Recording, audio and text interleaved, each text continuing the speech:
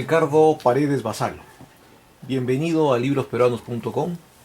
En esta oportunidad por entrevistarte por la publicación de tu libro La plaga humana. Este es un libro estrictamente de antropología filosófica. Por lo tanto, vamos a empezar por ese aspecto. Quiero hacerle la primera pregunta en este sentido. Desde su perspectiva, ¿qué es el hombre y cuál es su puesto en el cosmos? Bien, te agradezco, Gustavo, y es para mí un honor estar aquí con una de mis obras. La pregunta que hace, ¿qué es el hombre? En realidad el hombre es un ser, como cualquier otro de la naturaleza, un ser vivo, nada más. Pero la historia racional, todo el pensamiento, ha tratado y la religión misma ha tratado de dar una definición del hombre como algo que antinatural, como un ser superior, casi mítico y religioso, hecho por Dios mismo, cosa que es tremendamente falso y necesario de ser comentado. Entonces el ser humano o el hombre es un ser natural de la tierra, terrestre, vivo, un ser igual que todos los seres vivos, ahora y siempre. El puesto del hombre en el cosmos sería fijado por la naturaleza. Absolutamente, o sea, no está fijado por Dios ni por pensamiento alguno. El puesto del hombre es un puesto completamente natural. Somos seres que somos necesarios para otros seres, para la existencia de otros seres, pero nos aprovechamos de los otros seres, creyéndonos superiores o más capaces. Max Scheler ubicó la antropología filosófica entre el saber científico y el saber metafísico. ¿Cómo lo ubica usted? Bueno, no, yo no me complico en esta parte porque yo pienso que he escrito un libro, como sabes, de la vida, leyes y principios. Entonces, llevado por este libro, yo sostengo que la existencia de todos los seres vivos se obedece a causas materiales. Yo sostengo ahí y demuestro que la vida es una ley de la naturaleza, una ley de la materia, que la vida se producirá doquier en el universo donde hayan las condiciones para que la materia ejerza su efecto. Entonces, no hay nada metafísico en nuestra existencia. No hay nada metafísico y es completamente natural. Somos seres naturales, somos consecuencia de la acción de la materia, de las leyes materiales. Entonces, ¿cuál ha sido su método para determinar la esencia natural del hombre? Bueno, el método es deductivo,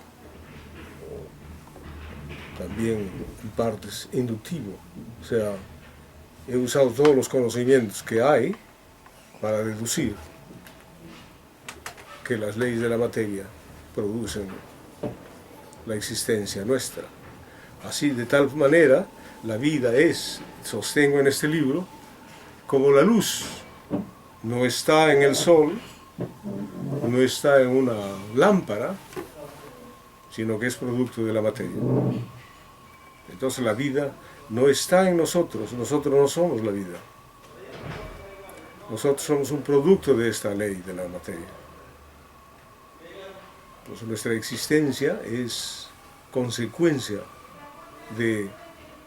o efecto de las leyes materiales. ¿Cómo las leyes materiales en el hombre pueden crear la Quinta Sinfonía de Beethoven?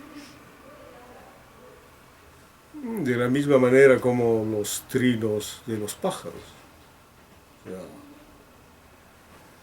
un choque físico de materiales produce música. Y si ésta se racionaliza, se produce música excelsa o música de cualquier forma. Si un pájaro o si los pájaros se pusieran de acuerdo, podrían hacer también una sinfonía, porque tienen los instrumentos músicos. En su libro no se critica especialmente a la modernidad, sino a la civilización humana misma, porque su idea del hombre es como ser decadente. Dice usted que crea parásitos metafísicos. ¿Quiere esto decir que el hombre dejaría de ser un ser decadente sin metafísica ni religión? Claro, sería un ser natural. O sea, lo que pasa es que hemos creado un espectro alrededor de la existencia humana para darle un carácter de superioridad en relación a las otras existencias naturales. Pero no es tal, o sea, este espectro es vacuo, es una fantasía de la racionalidad. No somos seres superiores, somos seres iguales a todos los seres vivos. Nuestra civilización es un producto, un excesivo producto de la racionalidad y del trabajo.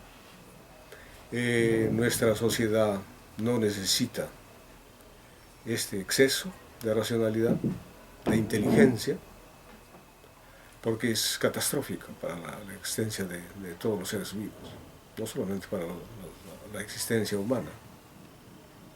Entonces, yo creo que he sido el único filósofo en anticipar que la filosofía y la inteligencia humana, la ciencia y la técnica ha creado un exceso de conocimientos, un exceso de producción.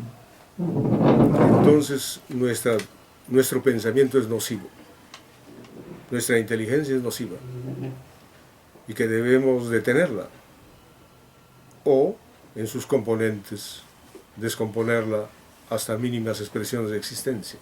O sea, no necesitamos todo lo que necesitamos, todo lo que ahora parece que necesitáramos. No necesitamos una civilización estruendosa, progresiva hacia el infinito catastrófico, sino una sociedad controlada por la razón misma, por la inteligencia, pequeña, una civilización sin estruendos, una civilización sin excesos.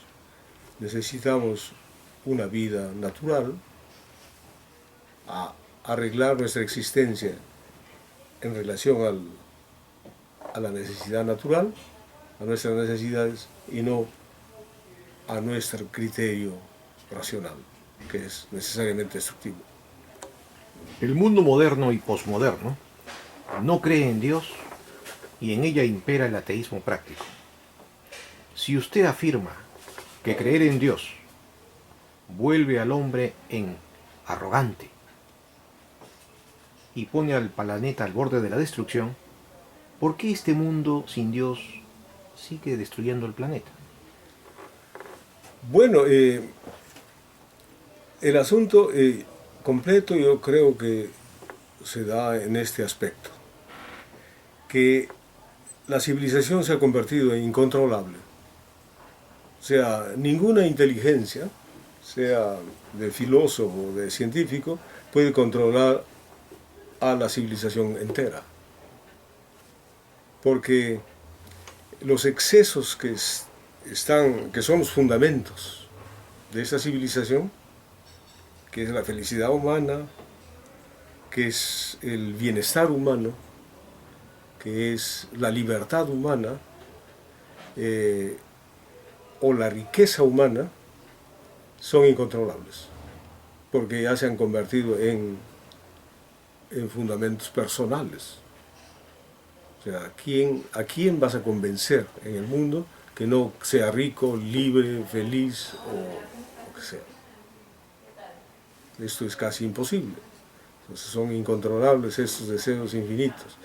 Pero esto chocará algún día, alguna vez, y espero que sea pronto, con la completa destrucción. Entonces en ese momento todos los hombres van a entender que sus excesos han sido realmente desastrosos. Esto quiere decir entonces que el hombre como ser decadente actualmente no lo es tanto por la metafísica ni la religión, sino por la dinámica misma del capitalismo y la tecnología. Claro, pero ¿quiénes han encarrilado este excesivo orden civil o de la civilización humana? Ha sido precisamente el pensamiento de los filósofos, las filosofías, han sido los credos religiosos y han sido la praxis humana económica o política, los deseos políticos de organizar sociedades parásitas o parasitarias más efectivas que otras. ¿Es posible pensar un nuevo orden económico y político que saque al hombre de su carácter parasitario? Absolutamente, yo pienso que va a haber alguna vez un gobierno de la civilización humana, un gobierno supranacional, un gobierno internacional para controlar a la plaga humana, pienso. Yo llamo plaga humana porque es incontrolable. Está compuesta por parásitos racionales que son gozosos, que son casi ciegos y son autómatas. Entonces es inevitable que se dé un gobierno supranacional, internacional, para gobernar la existencia humana en torno a criterios controlables e inteligentes, más inteligentes que los que tenemos ahora. ¿Qué nuevos valores propone usted para que el hombre pueda salvarse de su carácter decadente? En principio, los valores humanos ahora son destructivos. Todos los valores humanos son destructivos. Incluso la familia, el orden familiar es destructivo. El orden social, nacional, son destructivos. Los órdenes políticos son destructivos. Entonces, la nueva moral humana, o de los hombres, será una moral que esté supeditada o en arreglo a la conservación de la naturaleza y de su entorno en el cual éste vive. ¿Algo parecido al sentimiento andino con la naturaleza? No, se buscará por la cantidad de historia recorrida. El hombre se ha convertido en un ser muy inteligente, muy informado y muy sofisticado y muy capaz. Yo pienso que estas características o estos instrumentos van a dar a la civilización futura un orden más estricto, más regular, más controlable y más inteligente. Yo no creo que la sociedad tenga que volver al pasado primitivo, por ejemplo, a imitar a las tribus primitivas que desordenan el orden de la naturaleza y que conviven con la naturaleza perfectamente. Pero que esto ya no es posible, porque nosotros tenemos una inteligencia conformada, una inteligencia superior que es grupal, que no es para nada personal como es en el orden tribal. Ahora tenemos una información social, un trabajo colectivo que no es individual para nada, o sea, un trabajo mental. Tenemos una información de la cual disponemos, pero de la cual no hemos participado directamente. Entonces, ¿cómo debe entenderse su propuesta de retorno a la naturaleza? En realidad no hay otra fórmula, no hay otra forma de detener a la plaga humana que volver a los rudimentos anteriores de nuestra existencia, o sea, una agricultura controlada, no destructiva, a la minimalidad de nuestro número de existentes. Tenemos que reducir la cantidad de millones, de miles de millones, a algunos millones de individuos. No necesitamos ser tan numerosos. Es decir, yo tengo Mi libro es en realidad una trilogía.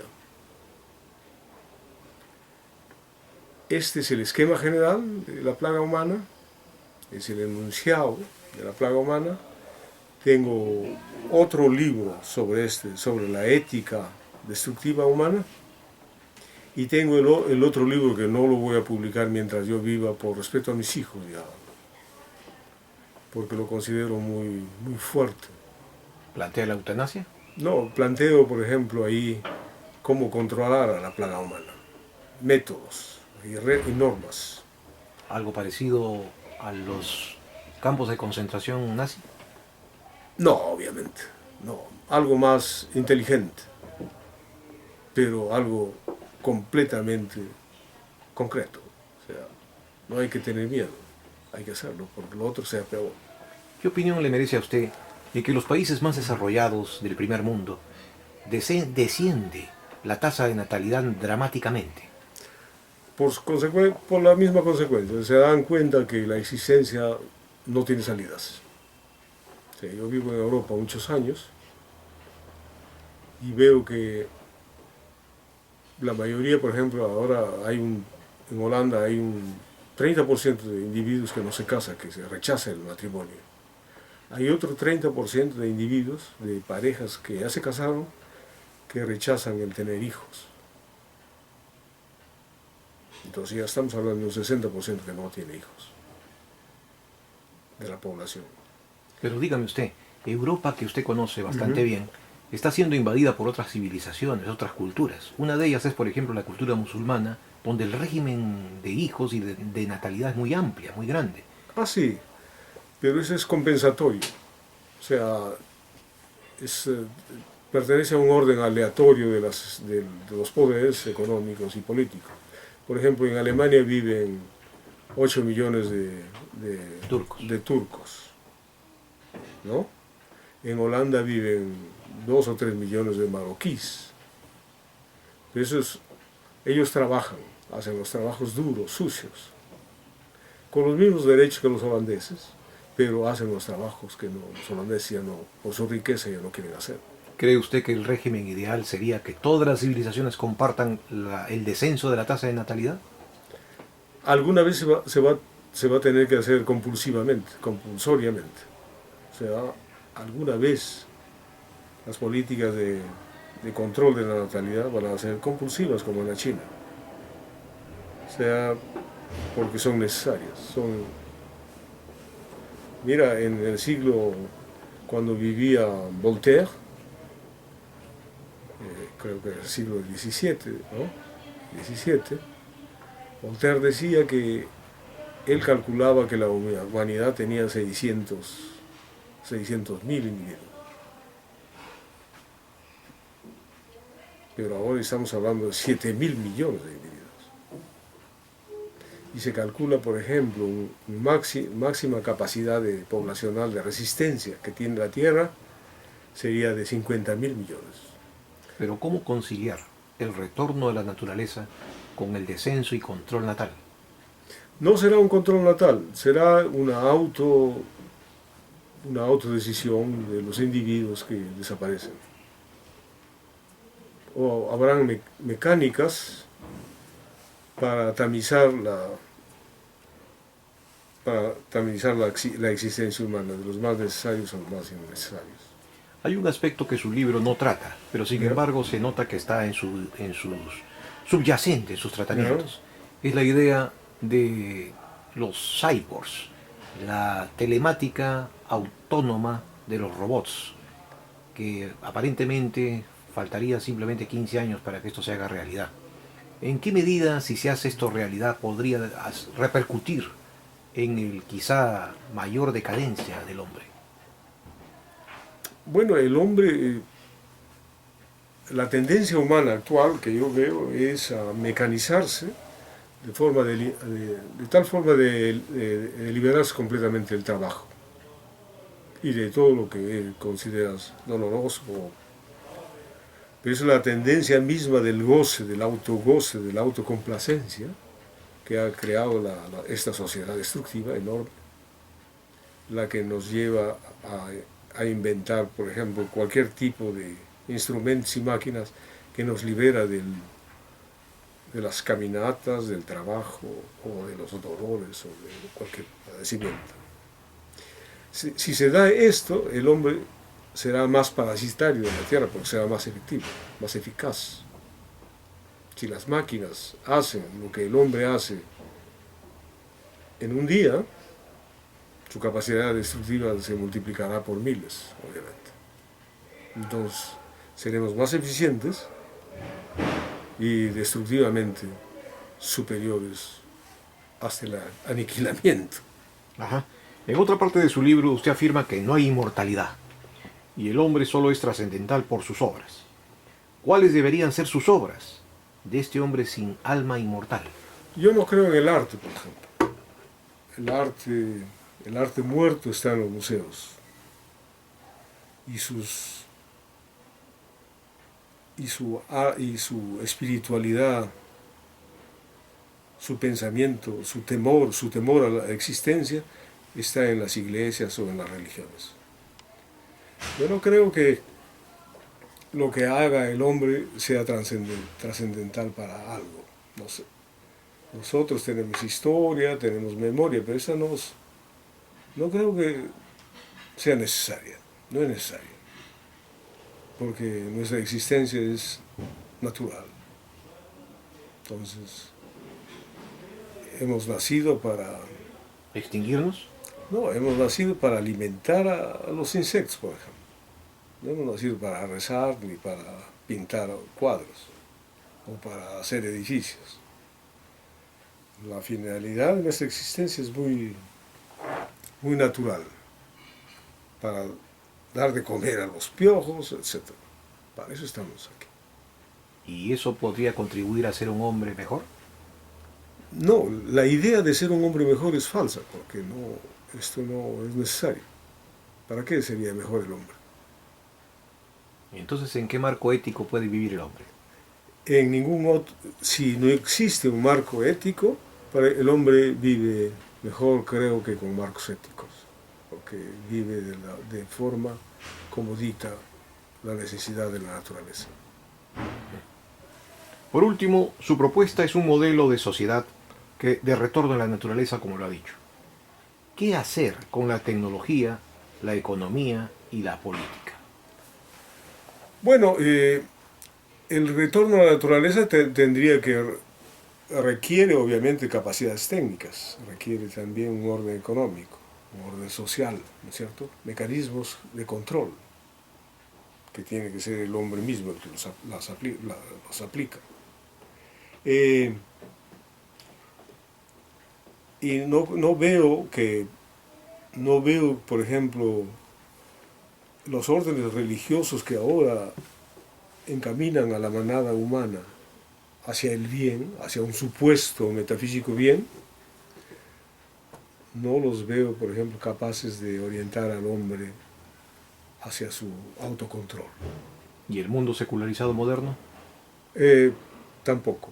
Tendrán que haber organizaciones ad hoc que se conformen con gente inteligente para controlar al mundo. En nombre de librosperuanos.com, muchísimas gracias por esta entrevista. Muy amables.